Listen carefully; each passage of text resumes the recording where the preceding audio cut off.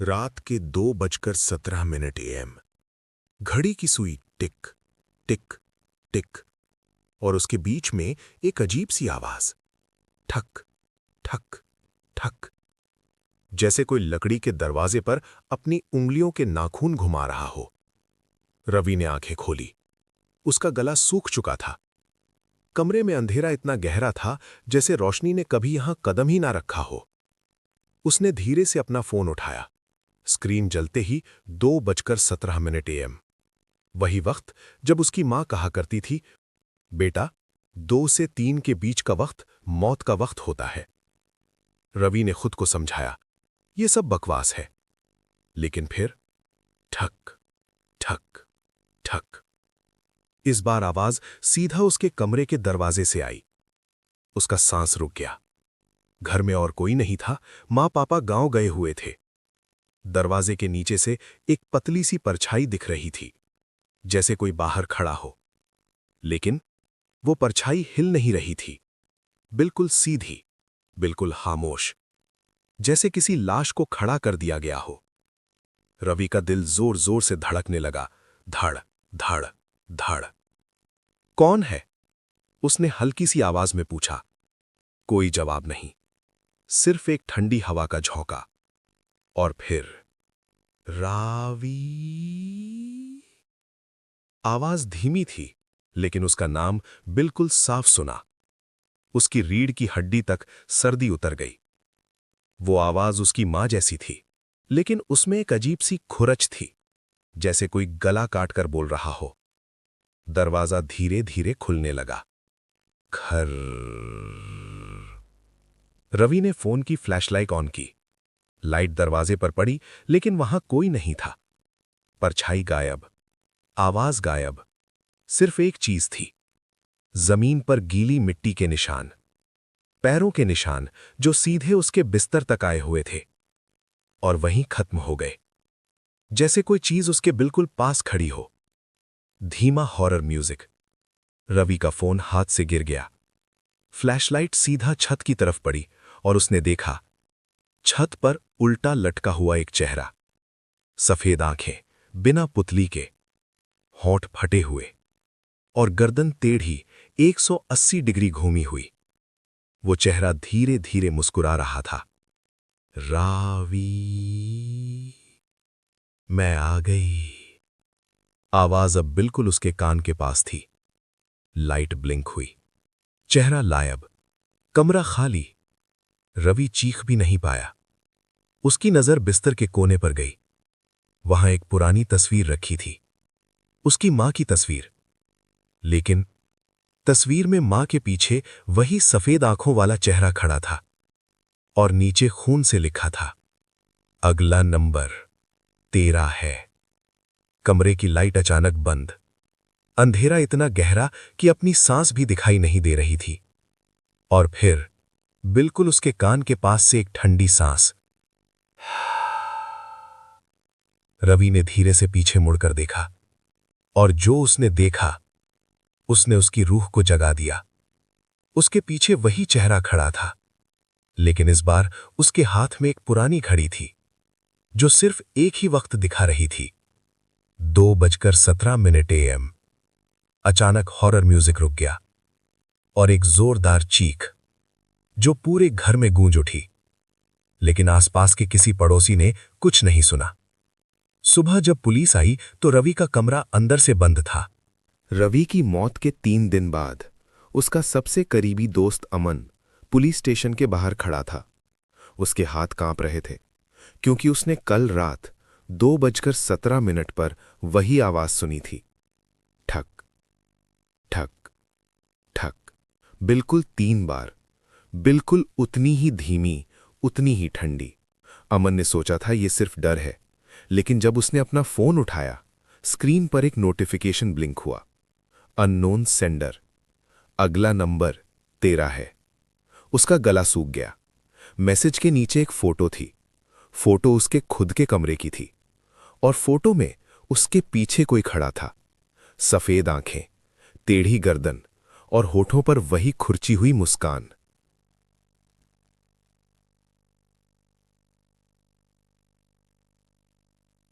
अमन धीरे से पीछे मुड़ा। कमरा खाली था, लेकिन उसके पैर के नीचे कुछ चिपचिपा सा महसूस हुआ। उसने लाइट ऑन की। जमीन पर गीले पैरों के निशान थे, और वो निशान सीधा उसके बिस्तर के नीचे जा रहे थे।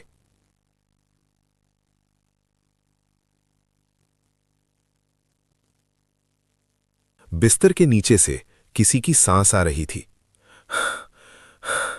जैसे कोई अंधेरे में घुट रहा हो। अमन का दिल जोर से धड़क रहा था। उसने हिम्मत करके झुककर देखा, और जो उसने देखा उसकी चीख निकल गई। वहां रवि पड़ा था, लाश की तरह सफेद, आंखें खुली हुई, और उसकी गर्दन 180 डिग्री घूमी हुई।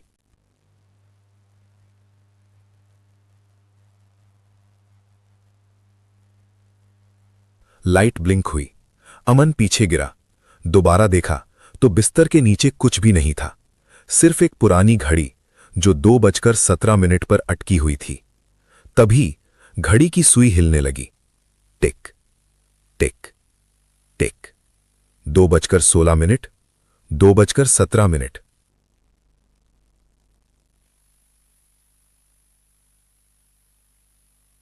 और फिर पूरे कमरे में एक ही आवाज गूंजी, मैं वापस आ गई। दीवार पर खून से लिखा उभरने लगा, तुम सब ने मुझे भूल दिया। अमन का दिमाग घूम गया। उसे याद आया, 3 साल पहले उन्होंने मजाक में एक पुरानी औरत को जंगल के रास्ते धक्का दे दिया था। वो औरत गिरकर मर गई थी, लेकिन मरने से पहले उसने कहा था, 2:17, तुम सबको बुलाऊंगी।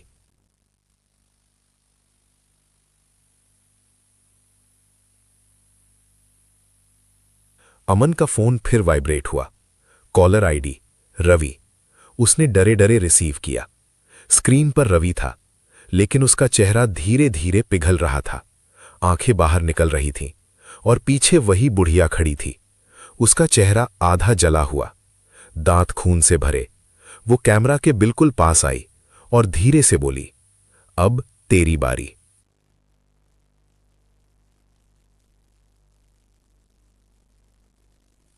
फोन फट गया। रूम की सब लाइट्स टूट गईं। अमन अंधेरे में अकेला खड़ा था। फिर उसने अपने कंधे पर एक ठंडा हाथ महसूस किया। उसने धीरे से पीछे मुड़कर देखा। बुढ़िया उसके बिल्कुल पास थी। उसकी सांस में सड़ी हुई लाश की बू, और आंखें बिल्कुल सफेद। 2:17 हो गए।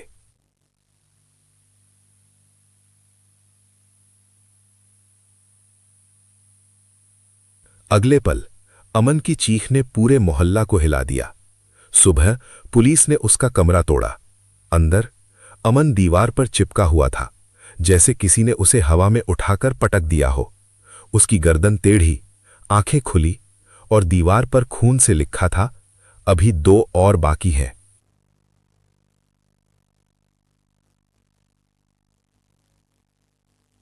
रवि और अमन के अलावा उस रात जंगल में 4 लोग थे। अब 2 मर चुके हैं, और घड़ी हर रात 2:17 पर रुक जाती है। अगला कौन होगा? शायद वही जो ये कहानी सुन रहा है। क्योंकि अगर आज रात 2:17 पर तुम्हें भी ठक ठक ठक सुनाई दे, तो समझ जाना मौत तुम्हारा नाम ले चुकी है।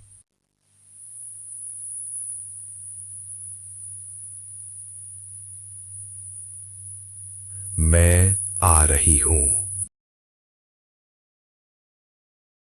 मौत का आहट पार्ट 3। श्राप का जन्म। रवि, अमन 2 मर चुके थे। अब बचे थे सागर और नील। उन दोनों ने कसम खाई थी कि जो भी हो सच का पता लगाएंगे, लेकिन उन्हें नहीं पता था सच जानने की कीमत जान होती है। 2:05। सागर और नील उस जंगल के रास्ते पर खड़े थे, वही जगह जहां 3 साल पहले उन्होंने उस बुढ़िया को धक्का दिया था। हवा अचानक ठंडी हो गई, जैसे किसी ने सारी गर्मी चूस ली हो। नील ने धीरे से कहा, यहीं से वो गिरी थी। तभी जमीन पर मिट्टी हिलने लगी, जैसे नीचे से कोई रेंगते हुए बाहर आ रहा हो। सागर पीछे हटा, लेकिन देर हो चुकी थी। मिट्टी फट गई और उसमें से निकला एक आधा सड़ा हुआ हाथ, उंगलियां टेढ़ी, नाखून लंबे और उन पर जम चुका काला खून। नील की चीख निकल गई। जमीन से धीरे धीरे वही बुढ़िया बाहर निकली, लेकिन इस बार वो पहले से भी ज्यादा भयानक थी। उसका आधा चेहरा हड्डी बन चुका था, आंखों की जगह अंधेरा और पेट फटा हुआ जिसमें से कीड़े गिर रहे थे। 2:17 याद है? उसकी आवाज 3 अलग अलग टोन में गूंजी, जैसे 3 लोग एक साथ बोल रहे हों। सागर ने हिम्मत करके कहा, हमसे गलती हो गई थी, हमें माफ कर दो। बुढ़िया मुस्कुराई और उसकी गर्दन धीरे धीरे 360 डिग्री घूम गई। माफी? जब मैं जिंदा थी तब माफी क्यों नहीं मांगी? हवा में अचानक रवि और अमन की चीखें गूंजने लगी। बचाओ! नील का दिमाग हिल गया। उसने सागर का हाथ पकड़ा और भागने लगा, लेकिन जंगल का रास्ता बदल चुका था। हर पेड़ पर खून से लिखा था 2:17, 2:17, 2:17। घड़ी ने 2:16 दिखाया। बुढ़िया हवा में उठ गई। उसका शरीर टेढ़ा मेढ़ा होकर लंबा होने लगा। हाथ जमीन तक पहुंच गए। 1 मिनट, 1 मिनट। सागर का फोन वाइब्रेट हुआ। स्क्रीन पर लाइव वीडियो चल रहा था। वीडियो में उनका फ्यूचर दिख रहा था। नील का सर जमीन पर घूम रहा था, सागर दीवार पर चिपका हुआ था और पीछे बुढ़िया उनका खून पी रही थी।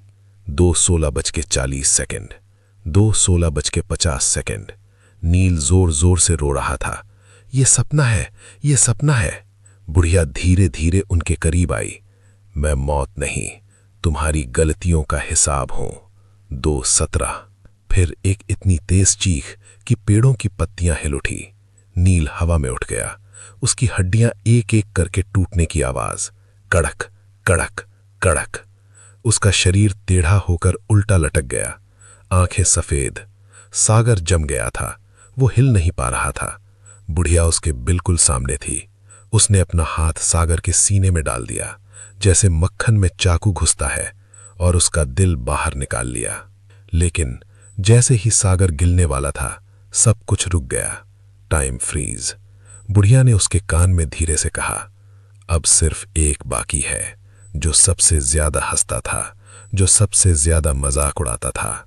वो तुम नहीं, वो है जो ये कहानी सुन रहा है। सुबह जंगल में सिर्फ एक चीज मिली, 4 पुरानी घड़ियां, सब 2:17 पर रुकी हुई, और पेड़ पर खून से लिखा था, श्राप अब खत्म नहीं होगा। हर 3 साल बाद 4 लोग मरेंगे। 2:17 पर मौत आहट देगी। और अगर आज रात तुम्हें भी लगे कि कोई तुम्हारा नाम धीरे से बुला रहा है, तो पीछे मत देखना, क्योंकि अगर तुमने पीछे देखा तो हो सकता है तुम्हारी घड़ी भी 2:17 पर रुक जाए। 3 साल बीत चुके थे। जंगल फिर से शांत था। लोगों ने पुरानी कहानी भूल दी थी, लेकिन जंगल कभी नहीं भूलता। 1:59 सुबह। गांव के किनारे एक पुराना घर। उस घर में रहती थी अनन्या। उसे पता नहीं था कि 3 साल पहले जो 4 लड़के मरे थे, उनमें से एक उसका भाई भी था, सागर। उस रात अनन्या को नींद नहीं आ रही थी। Tick tock tick tock tick tock. 2:14। उसने पानी पीने के लिए उठना चाहा, तभी ठक ठक ठक 3 बार, बिल्कुल धीमी, बिल्कुल करीब। उसका गला सूख गया। दरवाजे के नीचे से इस बार परछाई नहीं, खून बह रहा था, पतला, गहरा और ठंडा। अनन्या। आवाज बिल्कुल उसके भाई जैसी थी। वो जम गई। दीदी, दरवाजा खोलो। उसकी आंखों में आंसू आ गए। उसने हैंडल पकड़ा। हाथ बर्फ जैसा ठंडा हो गया, जैसे किसी मुर्दे की त्वचा छू ली हो। 2:16। थक थक थक थक थक थक थक थक थक थक थक।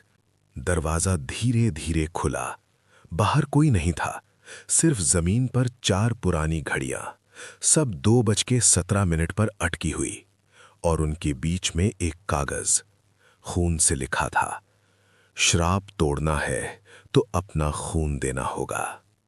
अनन्या का दिमाग घूम गया। तभी पीछे से आवाज आई, मत करना। वो मुड़कर देखती है, उसका भाई सागर खड़ा था, लेकिन उसका चेहरा आधा जला हुआ, आंखें सफेद। ये सब झूठ है, वो तुझे चाहती नहीं, वो सिर्फ दर्द चाहती है। तभी पूरे कमरे में परफेक्ट अंधेरा, सिर्फ एक लाइन उभरती है, 2:17 कभी खत्म नहीं होता। झारखंड के घने और डरावने जंगलों के बीच एक सुनसान रास्ता था। उस रास्ते पर रात होते ही सन्नाटा अपना साम्राज्य फैला देता था। लोग कहते थे उस रास्ते पर चलने वाली आखिरी बस सामान्य नहीं थी। जो भी उस बस में बैठता था वो कभी वापस नहीं लौटता। उस रात घड़ी में 11:55 होने वाले थे। बस स्टैंड पर केवल एक युवक खड़ा हुआ इंतजार कर रहा था। उस युवक का नाम रवि था और वो घबराया हुआ लग रहा था। आसमान में बादल गरज रहे थे और बिजली चमक रही थी। रवि बार बार अपनी घड़ी देख रहा था और बेचैन हो रहा था। अचानक दूर अंधेरे में 2 पीली रोशनियां चमकती दिखाई दी। वो आखिरी बस थी जो चरमराती हुई आगे बढ़ रही थी। बस आकर उसके सामने रुकी और दरवाजा अपने आप खुल गया। रवि ने हिम्मत जुटाई और धीरे धीरे बस के अंदर कदम रखा। बस के अंदर केवल 5 यात्री चुपचाप बैठे दिखाई दे रहे थे। सभी के चेहरे नीचे झुके हुए और आंखें बंद थीं। कंडक्टर बिना कुछ बोले उसके हाथ में टिकट थमा गया। रवि ने पैसे दिए, लेकिन कंडक्टर ने कोई जवाब नहीं दिया। बस जंगल के अंदर गहराई में प्रवेश करने लगी। खिड़की के बाहर केवल अंधेरा और धुंध दिखाई दे रही थी। अचानक बस की लाइटें एक पल के लिए बुझ गईं। पूरी बस में घना अंधेरा और डरावना सन्नाटा छा गया। कुछ सेकंड बाद लाइट वापस जल उठी, लेकिन अब बस के सारे यात्री गायब हो चुके थे। रवि अकेला पीछे की सीट पर बैठा कांप रहा था। ड्राइवर की सीट पर भी कोई मौजूद नहीं था। बस बिना चालक के तेज रफ्तार से आगे बढ़ रही थी। अचानक पीछे वाली सीट पर किसी के बैठने की आवाज आई। रवि ने धीरे से पीछे मुड़कर देखने की कोशिश की। वहां सफेद साड़ी पहने एक बूढ़ी औरत बैठी थी। उसकी आंखें पूरी तरह काली और बिना पलक झपकाए थीं। वो भारी आवाज में बोली, तुम बहुत देर से आए हो। रवि की सांस रुकने लगी और गला सूख गया। अचानक वो औरत धुएं में बदलकर गायब हो गई। बस ने जोरदार झटका लिया और अचानक रुक गई। दरवाजा अपने आप खुला और बाहर घना कोहरा फैला था। कोहरे के बीच एक टूटा हुआ बोर्ड लटक रहा था। उस बोर्ड पर लिखा था, अंतिम यात्रा में स्वागत है। रवि डरते हुए नीचे उतरा और चारों तरफ देखने लगा।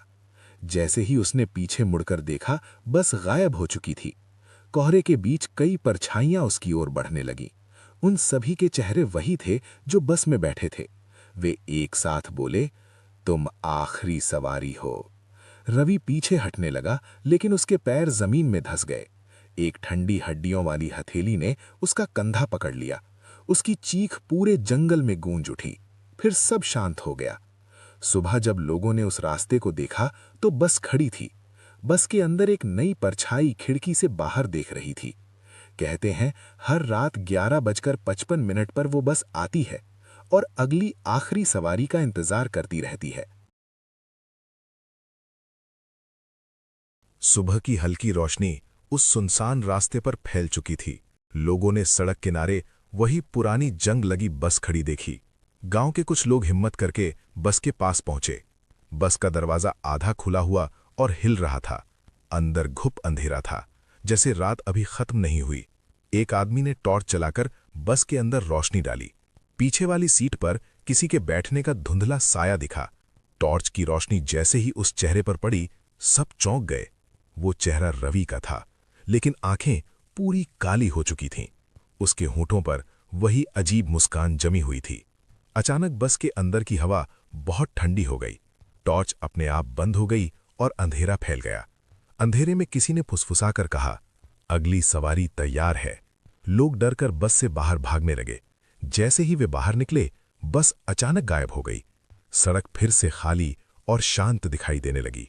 उस दिन के बाद गांव में डर का माहौल फैल गया।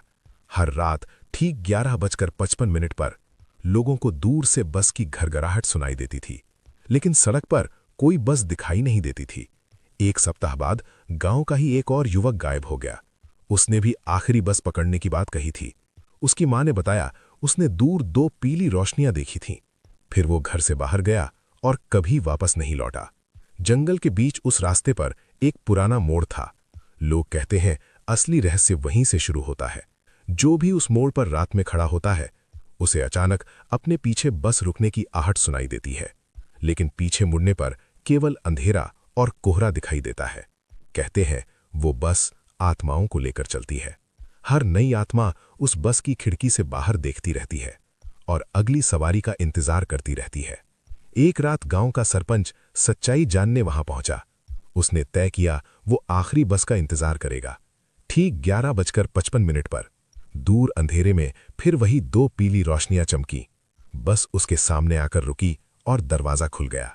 अंदर से रवि की आवाज आई, स्वागत है आखिरी सवारी। सरपंच के पैर अपने आप बस की ओर बढ़ने लगे।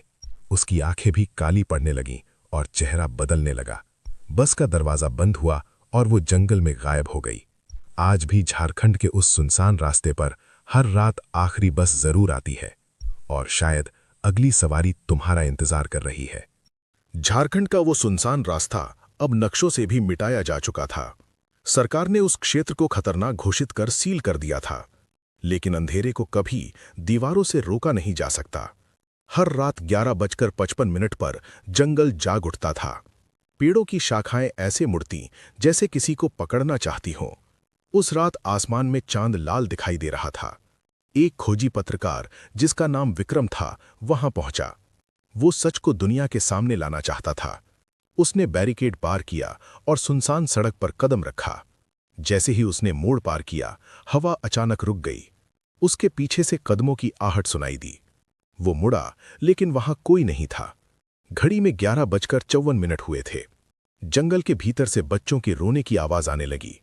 विक्रम ने टॉर्च उस दिशा में डाली। उसे पेड़ों के बीच काले साए झूलते दिखे। वे साए इंसानों जैसे थे, लेकिन पैरों के बिना। अचानक सड़क के काली काली दरार उभर आई। दरार के भीतर से लाल रोशनी चमकने लगी। ठीक 11:55 पर दूर अंधेरे में 2 पीली हेडलाइट्स चमकी। बस धुंध को चीरती हुई उसके सामने आकर रुकी। दरवाजा धीरे धीरे अपने आप खुल गया। अंदर से ठंडी धुंध बाहर फैलने लगी। विक्रम ने साहस जुटाकर अंदर कदम रखा। बस के अंदर कोई सीट खाली नहीं थी। हर सीट पर आधे जले और सड़े चेहरे बैठे थे। उनकी आंखें पूरी तरह काली और बिना पलक झपकाए थीं। पीछे की सीट पर अमन और रवि साथ बैठे थे। दोनों एक साथ बोले, स्वागत है नई आत्मा। विक्रम भागने को मुड़ा, लेकिन दरवाजा गायब हो चुका था। बस की खिड़कियों से बाहर वही गांव दिखाई दे रहा था, लेकिन गांव जल रहा था और लोग भाग रहे थे। विक्रम ने देखा खुद का घर आग में घिरा है। उसकी आंखों के सामने उसका परिवार चीख रहा था। अचानक दृश्य बदल गया और बस के फर्श पर खून बहने लगा। फर्श पर खून से लिखा था, अंतिम सफर। बस तेजी से उस काली दरार की ओर बढ़ने लगी। दरार अब विशाल खाई में बदल चुकी थी। बस सीधे उस खाई में उतरने लगी। विक्रम चीखा, लेकिन आवाज बाहर नहीं निकली। अचानक सब कुछ शांत हो गया। सुबह सड़क पर केवल राख और जले निशान बचे थे, लेकिन दूर पेड़ों के बीच बस की परछाई खड़ी थी। खिड़की से अब एक नया चेहरा बाहर देख रहा था। वो चेहरा विक्रम का था। उसकी आंखें अब पूरी तरह काली थीं। रात फिर आएगी और घड़ी फिर बजेगी और आखिरी बस फिर किसी नई सवारी को बुलाएगी। अगर कभी तुम्हें झारखंड का वो सुनसान रास्ता अब नक्शों से भी मिटाया जा चुका था। सरकार ने उस क्षेत्र को खतरनाक घोषित कर सील कर दिया था, लेकिन अंधेरे को कभी दीवारों से रोका नहीं जा सकता। हर रात 11:55 पर जंगल जाग उठता था। पेड़ों की शाखाएं ऐसे मुड़ती जैसे किसी को पकड़ना चाहती हों। उस रात आसमान में चांद लाल दिखाई दे रहा था। एक खोजी पत्रकार जिसका नाम विक्रम था वहां पहुंचा। वो सच को दुनिया के सामने लाना चाहता था। उसने बैरिकेड पार किया और सुनसान सड़क पर कदम रखा। जैसे ही उसने मोड़ पार किया, हवा अचानक रुक गई। उसके पीछे से कदमों की आहट सुनाई दी। वो मुड़ा, लेकिन वहां कोई नहीं था। घड़ी में 11:54 हुए थे। जंगल के भीतर से बच्चों के रोने की आवाज आने लगी। विक्रम ने टॉर्च उस दिशा में डाली। उसे पेड़ों के बीच काले साए झूलते दिखे। वे साए इंसानों जैसे थे, लेकिन पैरों के बिना। अचानक सड़क के बीच काली दरार उभर आई। दरार के भीतर से लाल रोशनी चमकने लगी। ठीक 11:55 पर दूर अंधेरे में 2 पीली हेडलाइट्स चमकी। बस धुंध को चीरती हुई उसके सामने आकर रुकी। दरवाजा धीरे धीरे अपने आप खुल गया।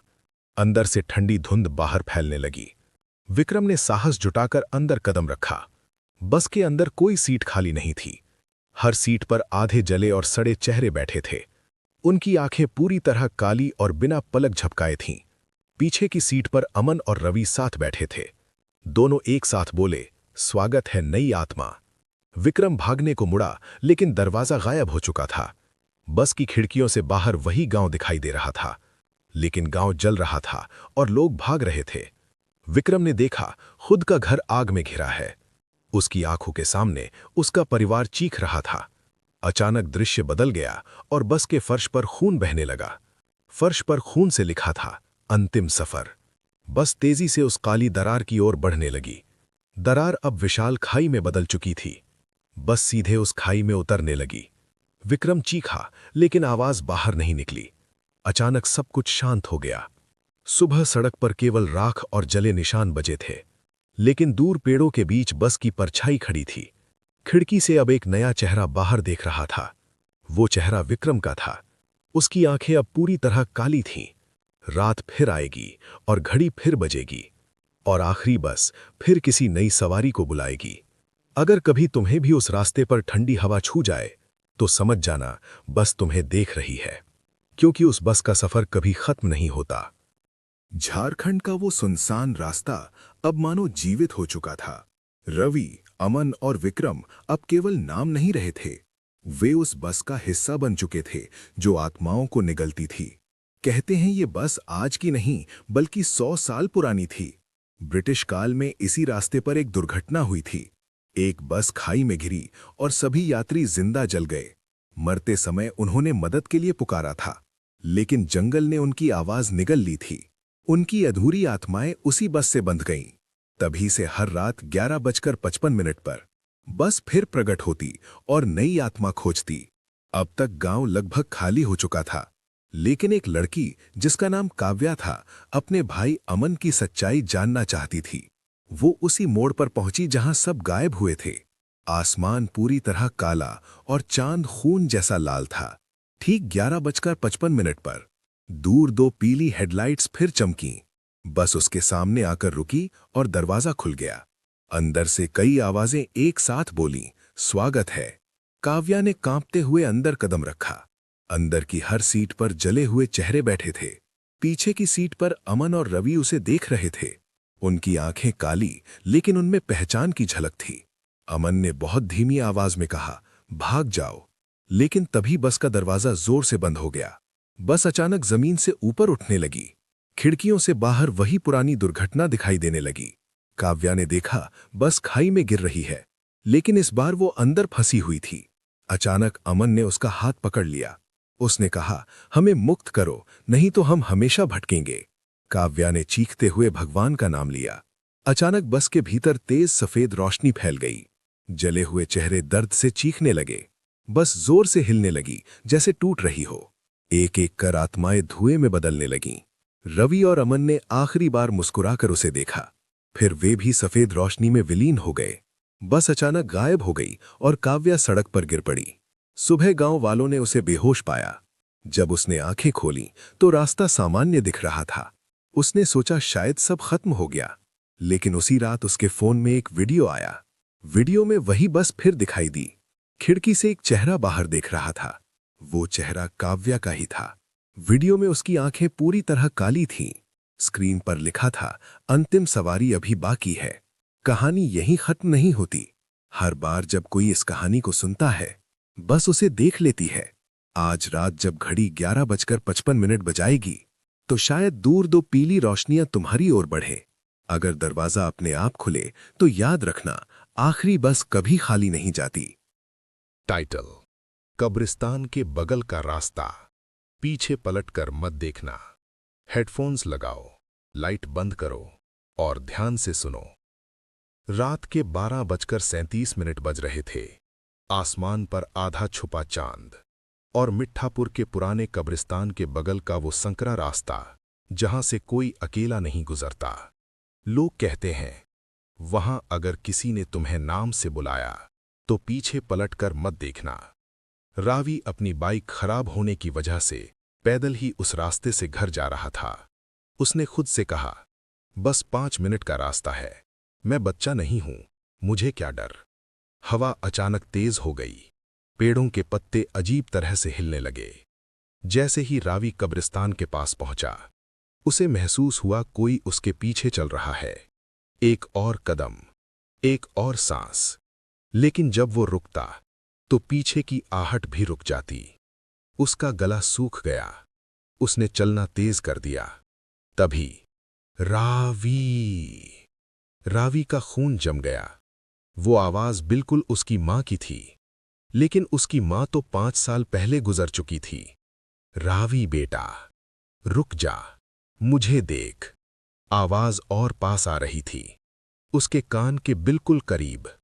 बस एक बार पीछे देख ले। रावी के पैर कांप रहे थे।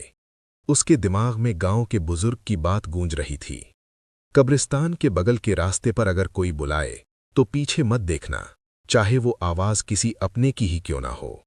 अचानक किसी ने उसके कंधे को हल्का सा छुआ। ठंडा, बिल्कुल बर्फ जैसा हाथ। रावी अपने आप को रोक नहीं पाया। उसने धीरे से गर्दन घुमाई। जो उसने देखा वो उसकी मां नहीं थी, एक सफेद साया जिसका चेहरा आधा जला हुआ, आंखें काली, बिना पुतली के, और मुंह से मिट्टी गिर रही थी। उसकी गर्दन उल्टा घूमी हुई थी, 180 डिग्री, और वो मुस्कुराते हुए बोली, मैं तो सिर्फ देखना चाहती थी कि तू मुझे भूल गया या नहीं। रावी चीखा, लेकिन आवाज उसके गले में ही अटक गई। वो साया धीरे धीरे उसके अंदर घुसने लगा। सुबह लोगों ने कब्रिस्तान के बगल के रास्ते पर रावी को खड़ा देखा, बिल्कुल चुप, बिल्कुल सीधा, आंखें काली, बिना पुतली के, और जो भी वहां से गुजरता वो धीरे से उसका नाम लेकर बुलाता, मोनू, जरा पीछे पलट के देख। तब से गांव में एक और कहानी मशहूर हो गई, कब्रिस्तान के बगल का रास्ता। रात में अगर कोई तुम्हें नाम से बुलाए, चाहे वो तुम्हारा अपना ही क्यों ना लगे, पीछे पलटकर मत देखना, पीछे पलटकर मत देखना। पार्ट 2, जब नाम पुकारने वाला तुम्हारे अंदर बस जाए। हेडफोन्स लगाओ, लाइट बंद करो, क्योंकि इस बार जो होगा वो और भी ज्यादा खतरनाक होगा। रवि अब रवि नहीं था। सुबह जब लोग उसे कब्रिस्तान के बगल के रास्ते पर खड़ा मिले, उसकी आंखें काली थीं, बिना पुतली के, और उसके होठों पर एक अजीब सी टेढ़ी मुस्कान जम चुकी थी। गांव वालों ने सोचा शायद किसी बुरी चीज का साया है, लेकिन उन्हें नहीं पता था वो साया अब अकेला नहीं था, वो अंदर घुस चुका था। रात होते ही रवि घर लौटा। पार्ट 2, जब नाम पुकारने वाला तुम्हारे अंदर बस जाए। हेडफोन्स लगाओ, लाइट बंद करो, क्योंकि इस बार जो होगा वो और भी ज्यादा खतरनाक होगा। रवि अब रवि नहीं था। सुबह जब लोग उसे कब्रिस्तान के बगल के रास्ते पर खड़ा मिले, उसकी आंखें काली थीं, बिना पुतली के, और उसके होठों पर एक अजीब सी टेढ़ी मुस्कान जम चुकी थी। गांव वालों ने सोचा शायद किसी बुरी चीज का साया है, लेकिन उन्हें नहीं पता था वो साया अब अकेला नहीं था, वो अंदर घुस चुका था। रात होते ही रवि घर लौट आया, बिल्कुल चुप, बिल्कुल शांत। उसकी छोटी बहन मुस्कान ने पूछा, भैया आप ठीक हो? रवि ने धीरे से गर्दन झुकाई, फिर एक झटके में 180 डिग्री घुमाई। मुस्कान का खून जम गया। उस रात 2:13 पर मुस्कान की आंख अचानक खुली। उसने महसूस किया कोई उसके बिस्तर के नीचे रेंग रहा है। नेहा ने डर के मारे चादर सर तक खींच ली। तभी नीचे से आवाज आई, मुस्कान, पीछे पलट कर देख। वो आवाज रवि की थी, लेकिन रवि तो अपने कमरे में बंद था। देख मुस्कान। मुस्कान ने हिम्मत जुटाई और बिस्तर के नीचे झांक कर देखा। वहां रवि था, लेकिन उसका शरीर आधा मिट्टी में दबा हुआ, आंखें काली और मुंह से कीड़े गिर रहे थे। वो धीरे से मुस्कुरा रहा था। मुस्कान चीखने ही वाली थी, तभी पीछे से किसी ने उसका कंधा पकड़ा। ठंडा, बर्फ जैसा हाथ। मैं यहां हूं, मुस्कान ने पलट कर देखा। रवि उसके पीछे खड़ा था। तो फिर बिस्तर के नीचे कौन था? मुस्कान ने धीरे से दोबारा नीचे देखा। अब वहां कुछ नहीं था, सिर्फ एक छोटी सी कब्र बनी हुई थी। उस पर लिखा था, मुस्कान 2009-2026। अगली सुबह मुस्कान गायब थी।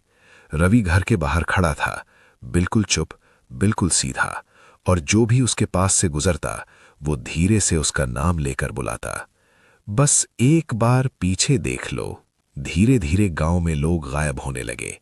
हर एक ने मरने से पहले एक ही बात कही, किसी ने मुझे नाम से बुलाया।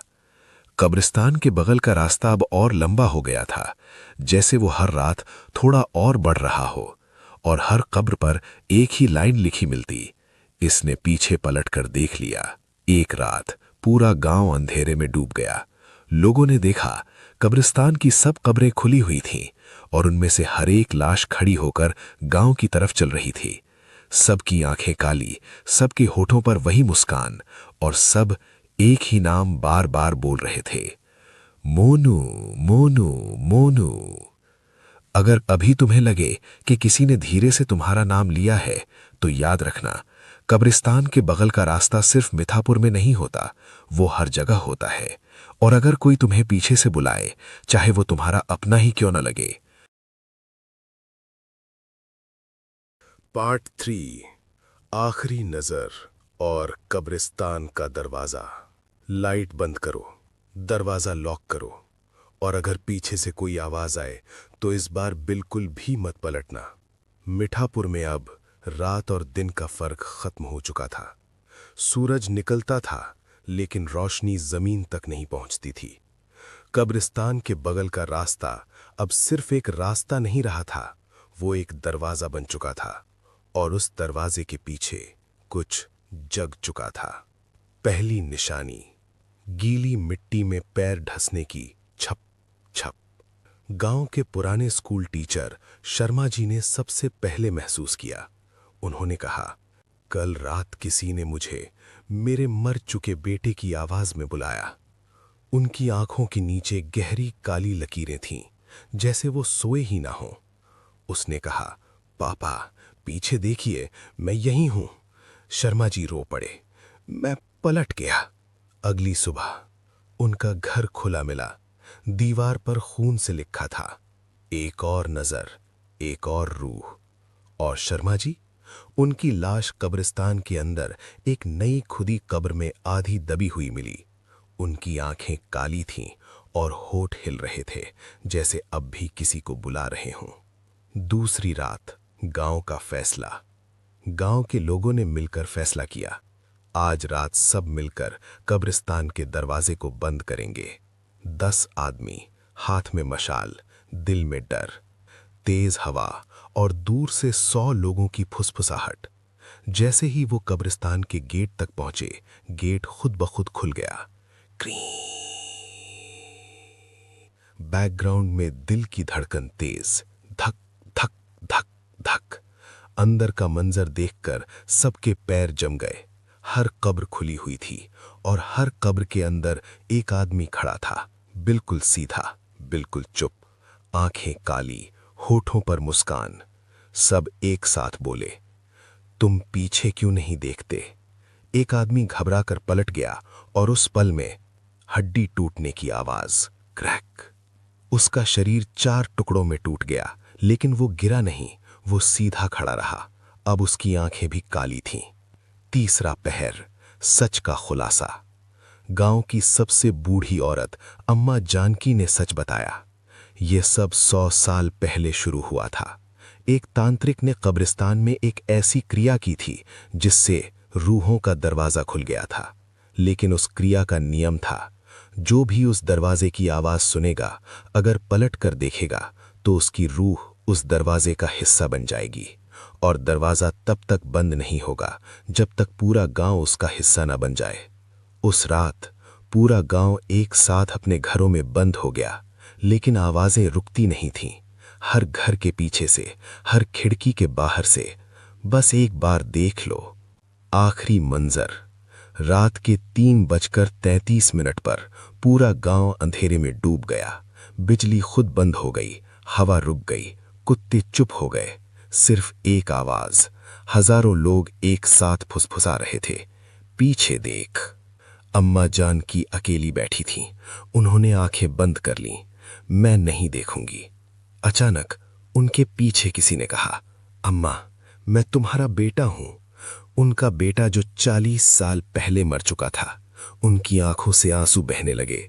उन्होंने अपने आप को रोकने की पूरी कोशिश की, लेकिन मां का दिल जीत गया। वो पलट गईं। बैकग्राउंड में सबसे तेज कान फाड़ स्क्रीम वायलिन, हवा का तूफान, कब्रों का फटना।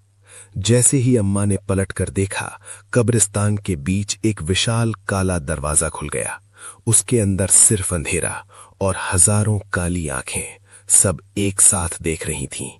पूरा गांव जमीन में धंसने लगा, घर टूट गए, पेड़ गिर गए और मिठापुर का नाम नक्शों से मिटा दिया गया। आज वहां सिर्फ एक लंबा सुनसान रास्ता है, कब्रिस्तान के बगल में। लोग कहते हैं रात को अगर कोई उस रास्ते से गुजरे तो उसे अपना ही नाम सुनाई देता है, कभी मां की आवाज में, कभी दोस्त की आवाज में, कभी अपनी ही आवाज में।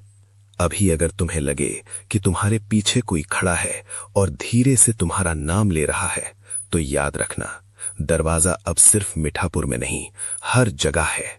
और अगर तुमने एक बार भी पलटकर देख लिया तो अगला नाम कब्र पर तुम्हारा होगा। पीछे पलटकर मत। पार्ट 4। जब दरवाजा तुम्हारे घर के अंदर खुल जाए। हेडफोन्स लगाओ, लाइट बंद करो, और अगर इस कहानी के बीच में तुम्हें अपना नाम सुनाई दे तो याद रखना, पीछे पलटकर मत देखना। मिठापुर अब नक्शों में नहीं था, लेकिन जो चीज वहां जागी थी वो जिंदा थी और भूखी थी। कब्रिस्तान के बगल का रास्ता अब हर शहर में दिखने लगा, कभी किसी गली के कोने पर, कभी किसी सुनसान हाईवे पर, कभी तुम्हारे घर के पीछे। पहली रात, शहर का सीसीटीवी। एक शहर के सिक्योरिटी रूम में गार्ड रमेश ने फुटेज चेक की। रात के 3:33। एक आदमी सीधा खड़ा था रोड के बीच, हिल नहीं रहा, सिर्फ खड़ा। कैमरा जूम हुआ, उसकी आंखें काली थीं और होंठ हिल रहे थे, जैसे वो कैमरा के पीछे खड़े किसी को बुला रहा हो। रमेश ने स्क्रीन के पास झुककर देखा, तभी स्पीकर से आवाज आई, रमेश, पीछे देख। वो जम गया। स्क्रीन पर खड़ा आदमी अब मुस्कुरा रहा था और उसने सीधा कैमरा की तरफ उंगली उठाई, जैसे उसे पता हो रमेश कहां खड़ा है। रमेश ने धीरे से अपने कंधे के ऊपर से झांकने की कोशिश की, लेकिन उसने याद किया, पीछे पलटना मना है। उसने आंखें बंद कर लीं, लेकिन मैं यहीं हूं। सीसीटीवी रूम का दरवाजा बंद हो गया, लाइट बंद, सिर्फ मॉनिटर की सफेद रोशनी, और स्क्रीन पर अब सिर्फ एक कब्रिस्तान दिख रहा था, जिसमें एक नई कब्र बनी हुई थी। उस पर लिखा था, रमेश 2026। दूसरी रात, दरवाजा अंदर से। शहर में लोग गायब होने लगे। हर घर में एक ही कहानी। रात 3:33, नाम लेकर आवाज और फिर सन्नाटा। एक घर में छोटी सी लड़की पीहू ने अपनी मां को जगाया, मम्मा, अलमारी के अंदर कोई है। अलमारी के अंदर नाखून घिसने की खर्र की आवाज। मां ने डर के साथ अलमारी खोली, अंदर अंधेरा। फिर धीरे से 2 काली आंखें चमकीं। अलमारी के अंदर एक लंबा टेढ़ा साया था, उसका मुंह सिलाई की तरह सिला हुआ, लेकिन आवाज निकल रही थी, पीहू, पीछे देख। लड़की ने डर के मारे पलटकर पीछे देखा और उसका शरीर वहीं जम गया, आंखें काली, होठों पर मुस्कान। तीसरा पहर, दरवाजा पूरा खुल गया। रात के 3:33, पूरी दुनिया में एक साथ घड़ियां रुक गईं। हवा बंद, जानवर चुप, मोबाइल स्क्रीन पर एक ही नोटिफिकेशन आया, टर्न अराउंड। हर शहर के कोने पर, हर कब्रिस्तान में, हर सुनसान गली में जमीन फटने लगी और वहां से एक विशाल काला दरवाजा उभर आया। उस दरवाजे पर हजारों हाथ लगे थे, अंदर से खुरचने की आवाज। दरवाजा धीरे से खुला, अंदर से कोई चीज नहीं निकली, सिर्फ आवाज आई, बस एक नजर। जो भी इस आवाज को सुनता उसके पीछे उसका सबसे करीबी इंसान खड़ा मिलता, माँ, भाई, दोस्त या खुद का ही चेहरा। आखिरी सच, ये कोई भूत नहीं था, ये कोई एक रूह नहीं थी, ये एक भूख थी जो सिर्फ तब बढ़ती थी जब तुम पलटकर देखते थे। हर नजर उस दरवाजे को और मजबूत करती थी, और अब वो दरवाजा पूरी तरह खुल चुका था। अभी इसी वक्त शायद तुम्हारे पीछे कोई खड़ा है, बिल्कुल सीधा, बिल्कुल चुप, आंखें काली, होठों पर मुस्कान, और धीरे से कह रहा है, बस एक बार पीछे देख लो।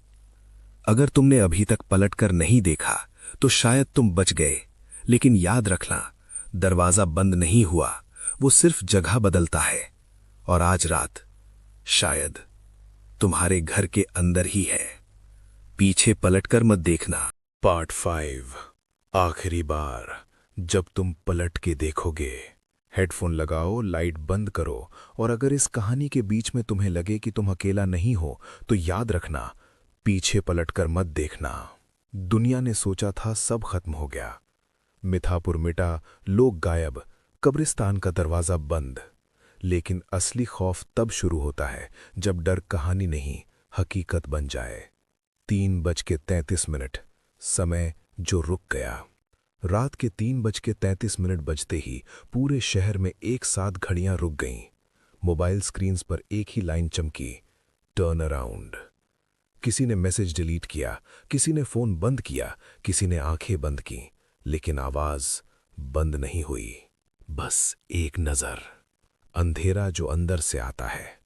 लोग समझते थे दरवाजा जमीन में खुलता है, लेकिन आज रात दरवाजा इंसान के अंदर खुल रहा था। जो भी डर में अपने पीछे की आहट सुनता, उसका दिल तेज धड़कता, और हर धड़कन के साथ उसके सीने में एक दरार पड़ती, जैसे अंदर कोई खुरच रहा हो। स्खर स्खर। एक लड़का, अर्जुन, अपने कमरे में अकेला था। उसने कसम खाई, मैं नहीं पलटूंगा। तभी उसकी मां की आवाज आई, बेटा मैं यहीं हूं। अर्जुन रो पड़ा, ये झूठ है, मेरी मां 2 साल पहले मर चुकी है। आवाज और पास, मैं अकेली हूं बेटा। उसका गला सूख गया, हाथ ठंडे हो गए, आवाज अब उसके बिल्कुल पीछे थी, अर्जुन पलट। सडन साइलेंस, फिर एक ही जोर का स्क्रीम वायलन। अर्जुन ने पलटकर नहीं देखा, लेकिन उसका सर धीरे धीरे खुद मुड़ने लगा, जैसे किसी ने गर्दन पकड़ ली हो। क्रैक। उसकी गर्दन 180 डिग्री घूम गई, आंखें काली, होठों पर मुस्कान। वो बच गया, या फिर वो भी दरवाजे का हिस्सा बन गया। शहर का आखिरी दिन। सुबह जब लोग जागे, शहर में आधे घर खाली थे। जहां लोग रहते थे वहां सिर्फ एक काली परछाई खड़ी थी। हर परछाई धीरे से एक ही लाइन बोल रही थी, तुमने पलटकर क्यों देखा। जमीन फटने की भयानक आवाज। आसमान का रंग लाल हो गया। कब्रिस्तान का दरवाजा पूरी तरह खुल गया। अंदर से रोशनी नहीं, सिर्फ अंधेरा, और उस अंधेरे में हजारों आंखें, सब तुम्हें देख रही थीं। आखिरी सच, दरवाजा किसी जगह नहीं होता। दरवाजा तब खुलता है जब तुम डर को देखने की गलती करते हो। हर बार जब तुम पलटते हो, तुम अपनी रूह का एक हिस्सा उस अंधेरे को दे देते हो, और जब पूरी रूह दे दोगे, तुम भी किसी और को बुलाओगे। अभी इसी वक्त, अगर तुम रात में ये सुन रहे हो और तुम्हें महसूस हो रहा है कि तुम्हारे पीछे कोई सांस ले रहा है, या तुम्हारा नाम हल्की सी आवाज में लिया गया, तो याद रखना, वो कहानी नहीं है, वो तुम्हें टेस्ट कर रहा है। अगर तुम पलटोगे तो तुम सिर्फ एक चेहरा नहीं देखोगे, तुम अपना ही चेहरा देखोगे, काली आंखों के साथ, टेढ़ी मुस्कान के साथ, और तुम खुद से कहोगे, बस एक बार देख लो। ये कहानी यहीं खत्म नहीं होती, क्योंकि जब भी कोई इसे सुनता है, दरवाजा थोड़ा और मजबूत हो जाता है। और अगर आज रात तुमने एक पल के लिए भी पीछे देख लिया, तो अगला नाम जो कब्र पर लिखा होगा, वो तुम्हारा होगा। पीछे पलटकर मत देखना। अगर तुम अभी तक नहीं पलटे तो शायद तुम बच गए, लेकिन दरवाजा अब भी खुला है।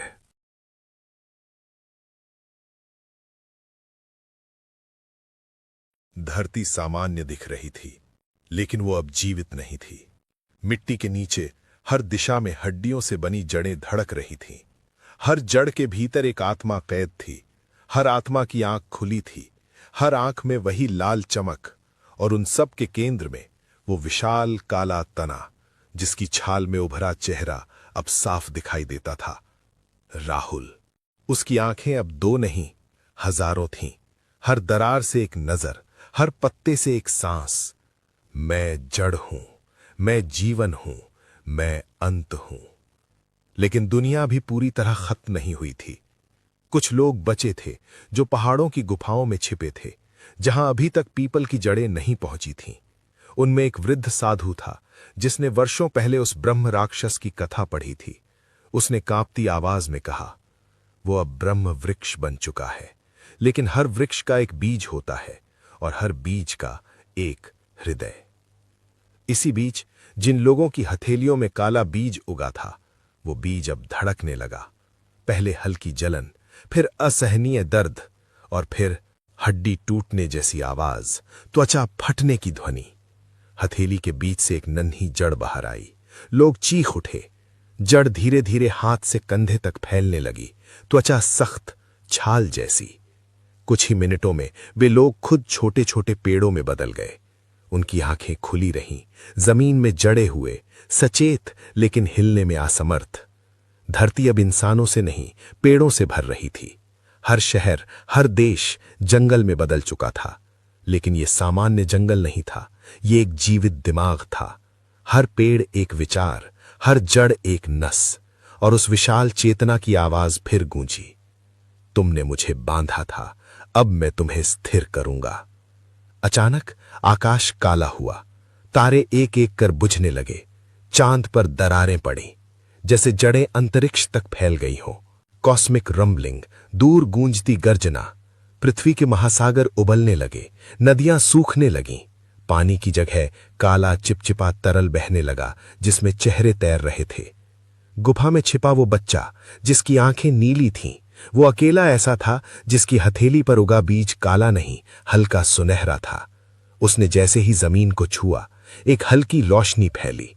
कुछ जड़ें पीछे हट गईं। राहुल की आवाज गरजी, ये असंभव है। साधु ने समझाया, ये अंतिम संतुलन है। जहां अंधकार चरम पर पहुंचता है, वहीं प्रकाश जन्म लेता है। लेकिन प्रकाश कमजोर था। जड़ें लाखों थीं। वे गुफा तक पहुंच गईं। एक एक कर लोगों को पकड़ लिया। चीखें गूंज उठीं, एक साथ सैकड़ों चीखें। फिर अचानक सन्नाटा। साधु आखिरी शब्द बोला, बीज को जलाओ, तभी वृक्ष मरेगा। बच्चे ने अपनी हथेली का सुनहरा बीज देखा। अगर वो उसे जलाएगा तो वो खुद भी खत्म हो जाएगा, क्योंकि वही अंतिम संतुलन था। बाहर धरती का आधा हिस्सा अब एक ही विशाल पेड़ में बदल चुका था। उसका तना बादलों को चीर रहा था, उसकी शाखाएं अंतरिक्ष में लहर रही थीं, और उसके बीचों बीच राहुल का चेहरा अब पूरी तरह वृक्ष में विलीन। बच्चे ने आंखें बंद की। हथेली से सुनहरी आग निकली, तेज अग्नि की आवाज, जड़ों के जलने की चीखें। जैसे ही बीज जला, पूरा ब्रह्म वृक्ष कांप उठा। जड़ें सुलगने लगीं, धरती हिलने लगी, आकाश फट गया। राहुल की हजारों आंखें एक साथ चीख उठीं, नहीं, मैं अमर हूं। लेकिन अग्नि बढ़ती गई। हर पेड़ राख में बदलने लगा, हर पत्ता काला होकर गिरा, और फिर पूर्ण सन्नाटा। सब कुछ शांत। धरती पर राख की परत, न कोई पेड़, न कोई शहर, न कोई इंसान, बस धुआं, और हवा में एक बहुत हल्की फुसफुसाहट। जड़ें राख में भी बची रहती हैं। राख के नीचे एक छोटा सा काला अंकुर फिर हिला, बहुत छोटा, बहुत धीमा, लेकिन जीवित। बहुत धीमी, ठंडी हंसी। अगर कभी आप राख के ढेर के बीच एक अकेला छोटा पीपल उगता देखें, तो समझ जाइए। रात के ठीक 12:03, जब अमावस्या का काला अंधेरा आसमान को पूरी तरह निगल चुका था और चांद का कोई निशान तक नहीं था, गांव बरनाला की सीमा के बाहर खड़ा वो प्राचीन पीपल का पेड़ फिर से जाग उठा। उसकी शाखाएं धीरे धीरे हिल रही थीं, जबकि हवा बिल्कुल नहीं चल रही थी। उसकी जड़ें मिट्टी के ऊपर उभरी हुई थीं, जैसे किसी लाश की उंगलियां कब्र तोड़कर बाहर आने की कोशिश कर रही हों। उसकी छाल पर दरारें थीं और उन दरारों के भीतर कुछ हिल रहा था। कहा जाता था उस पेड़ में एक ब्रह्म राक्षस बसता है। वो कभी गांव का सबसे विद्वान पुजारी था, शास्त्रों का ज्ञाता, लेकिन ईर्ष्या और झूठे आरोपों ने उसे इसी पेड़ से फांसी पर लटका दिया। मरते समय उसने आखिरी शब्द कहे थे, मेरी आत्मा मुक्त नहीं होगी जब तक तुम सब मेरे साथ न गिरो। उसकी आंखें मरते समय भी खुली थीं और उसी रात पहली बार उस पेड़ की पत्तियां बिना हवा के हिली थीं।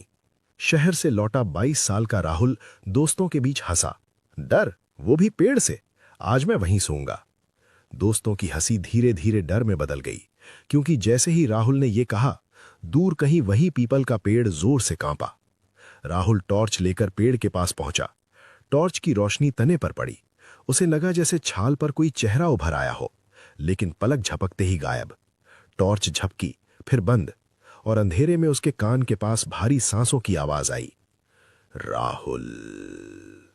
पेड़ की सबसे ऊंची डाल पर लाल आंखें चमकी, आधा जला चेहरा, धुएं से बना शरीर हवा में लटकता हुआ। तूने मुझे ललकारा है। राहुल भागा, लेकिन हर रास्ता घूमकर उसी पेड़ तक लौट आया। जमीन पर पड़ी हड्डियों की माला, एक डायरी।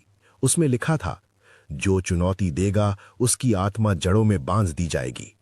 सुबह राहुल मिला, जिंदा, लेकिन आंखें लाल, होठों पर टेढ़ी मुस्कान। मैं अब अकेला नहीं हूं। उस रात पहली मौत, गांव का रमेश, चेहरा डर से जमे हुए भाव में, सीने पर गहरे नाखूनों के निशान। दूसरी रात, तीसरी रात, हर सुबह एक शव, हर शव के पास उगता छोटा पीपल। गांव में दस्तकें शुरू हुईं, ठक ठक ठक। दरवाजा खोलो तो कोई नहीं, बस राख में पैरों के उल्टे निशान। काल भैरव बाबा आए, उन्होंने आंखें बंद की। ये आत्मा अब शरीर में प्रवेश कर चुकी है। राहुल हवा में उठा, उसकी परछाई दीवार से अलग हो गई और दीवार पर खड़ी होकर मुस्कुराने लगी। अब ये शरीर मेरा है।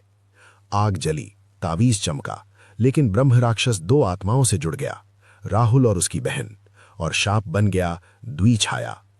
अमावस्या की रक्तिम रात, चांद लाल हुआ, पेड़ की जड़ें जमीन के नीचे फैलती चली गईं। सुबह गांव खाली, हर घर के सामने पेड़, हर पत्ते पर चेहरा। हम मुक्त हैं। लेकिन कहानी रुकी नहीं। 3 महीने बाद शहर विनायकपुर में एक खाली प्लॉट में विशाल पीपल उगा। आरी टूटी, तने से काला तरल बहा, उसमें हिलते चेहरे। शाधेब आदमी में समा गया। उसने परिवार खत्म किया, खुद लटक गया। राहुल शहर में दिखा, आधा जला चेहरा, मंदिर की मूर्ति की आंखों से खून, हर घर में पौधे, हर रात दस्तक, जो खोलता सुबह गायब। एक प्रोफेसर ने पढ़ा, 108 आत्माओं के बाद ब्रह्म राक्षस वृक्ष असुर बन जाता है। अब तक 107। रात 3:33। अस्पताल में नवजात रोया, जड़ें चीर कर अंदर आईं। राहुल मुस्कुराया, 108 पूरी करो।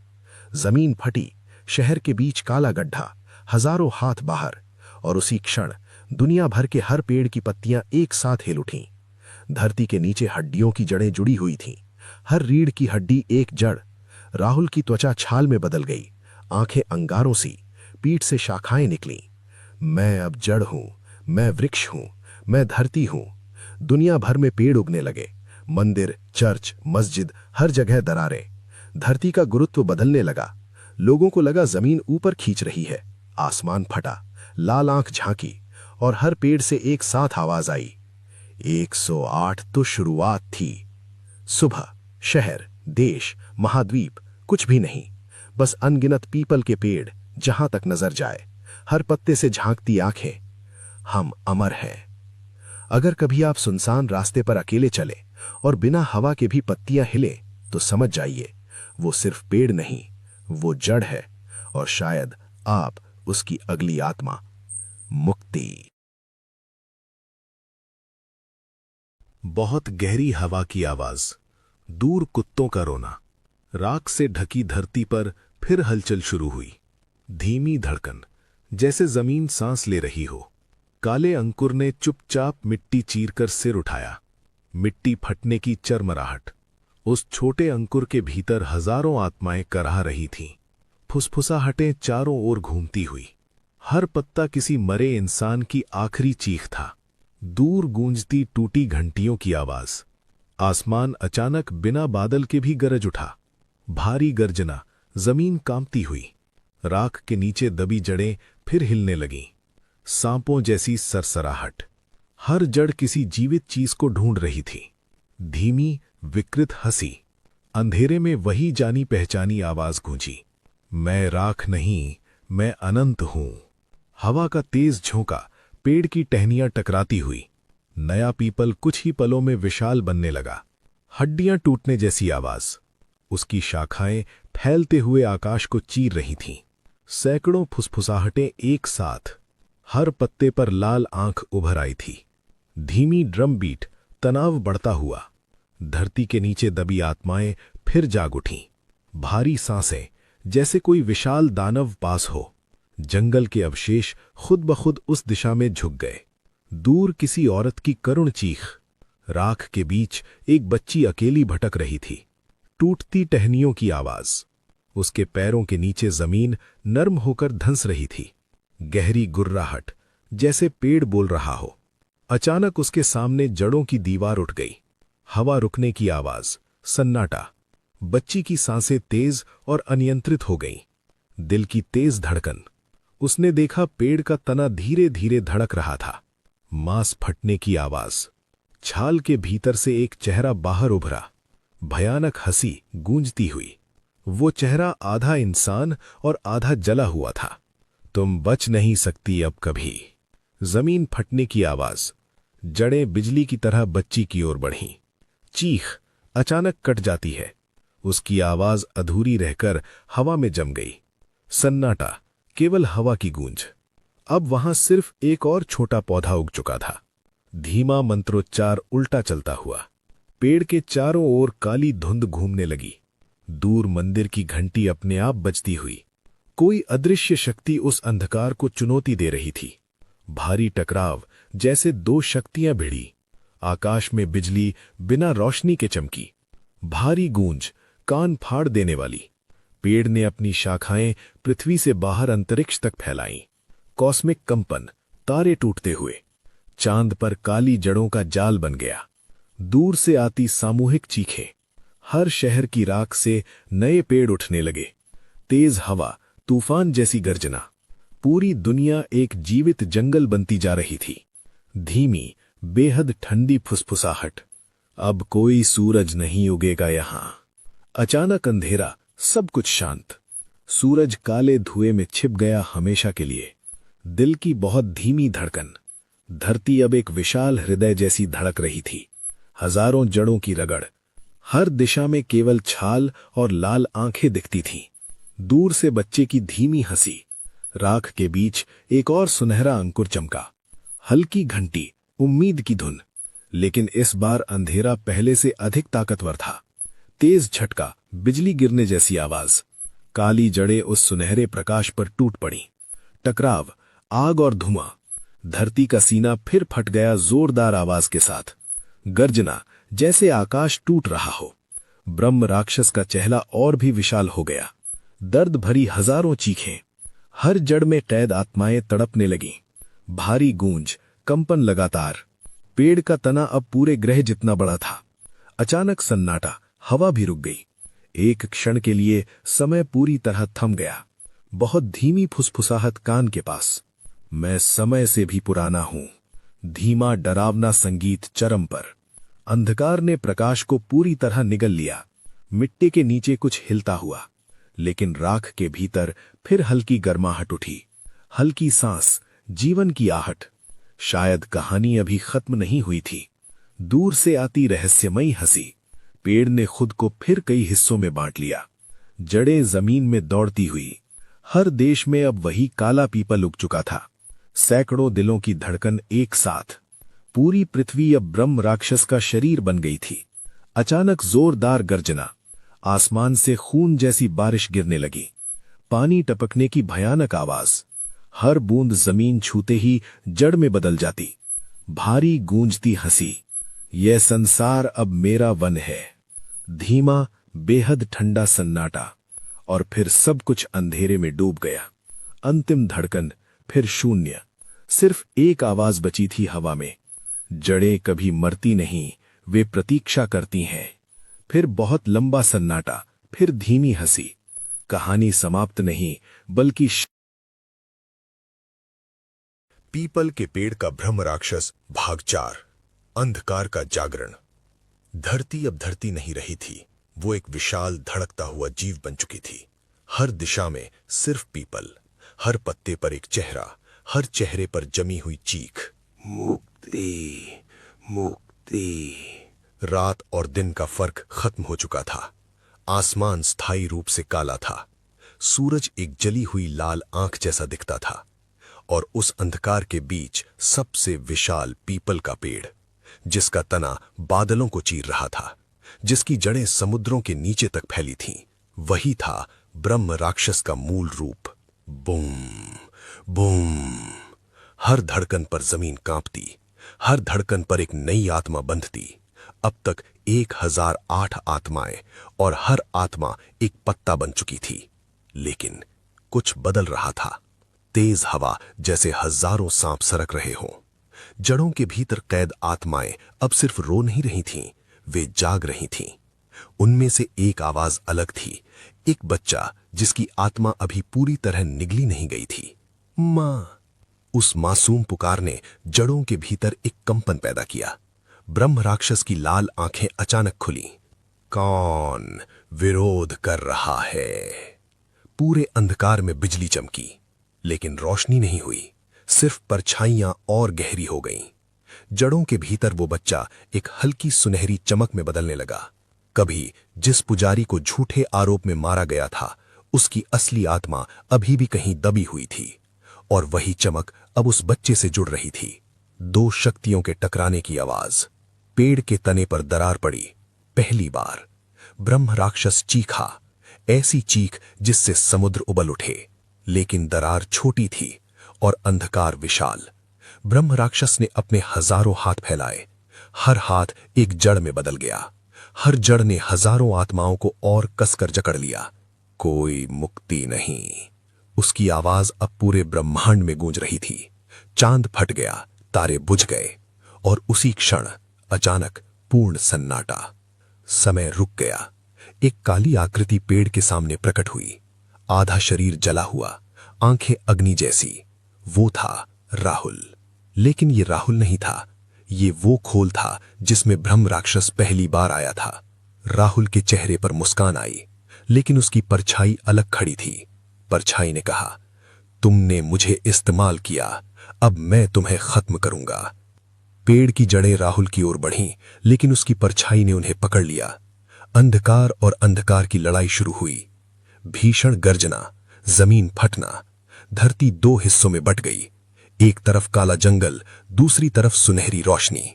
लेकिन सुनहरी रोशनी कमजोर थी, बहुत कमजोर। ब्रह्म राक्षस ने अपनी असली शक्ति जगाई।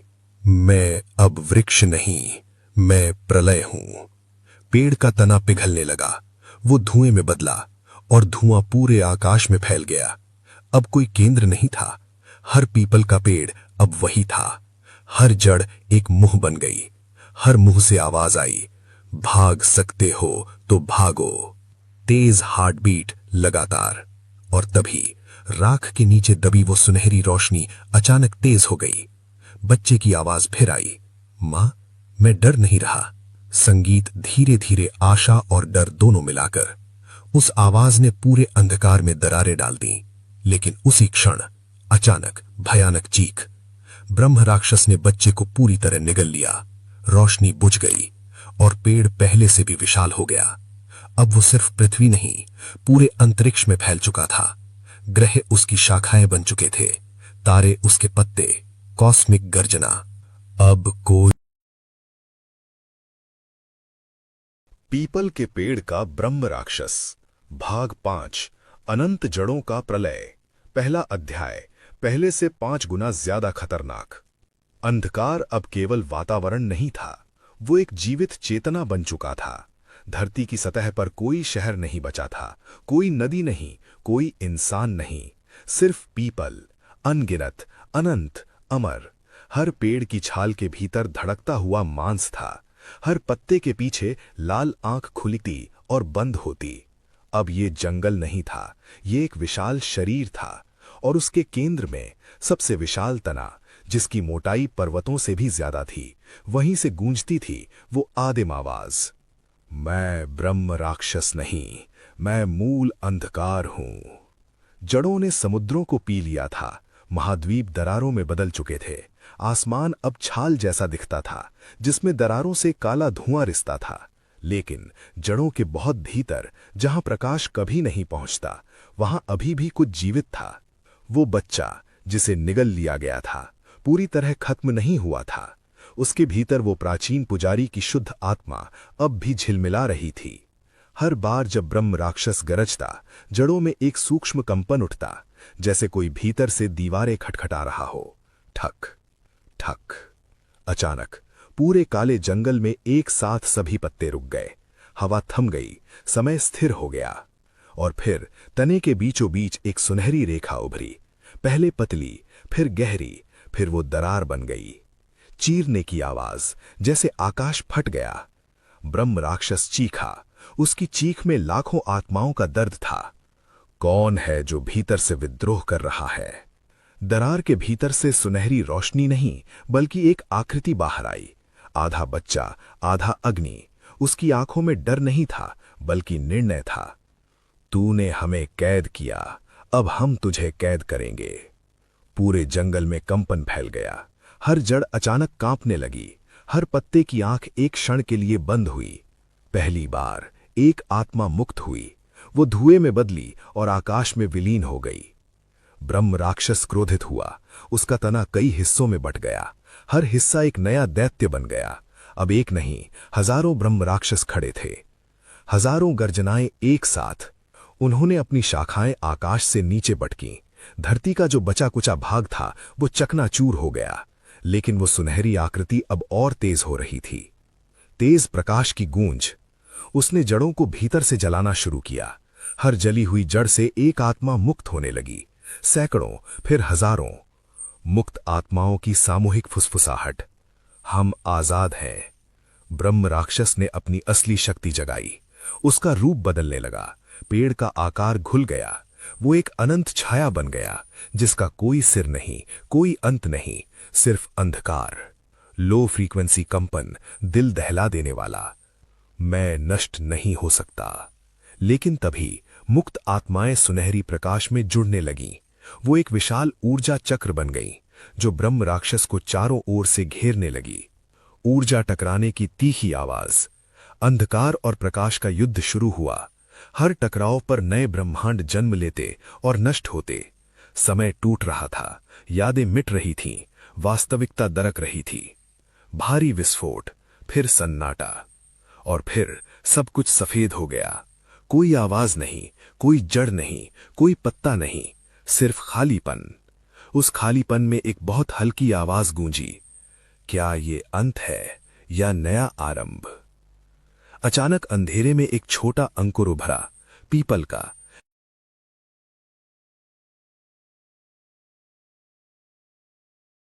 गांव के बाहर वो पुराना पीपल का पेड़ आज फिर जाग चुका था। लोग कहते हैं उसमें रहता है ब्रह्म राक्षस। जो भी रात के बाद उस पेड़ के पास गया वो कभी लौटकर नहीं आया। उस रात मैं भी हिम्मत करके वहां पहुंच गया। अचानक पेड़ की डालियां अपने आप हिलने लगीं। कौन है जो मेरी नींद तोड़ने आया है? मेरे पैरों ने साथ छोड़ दिया।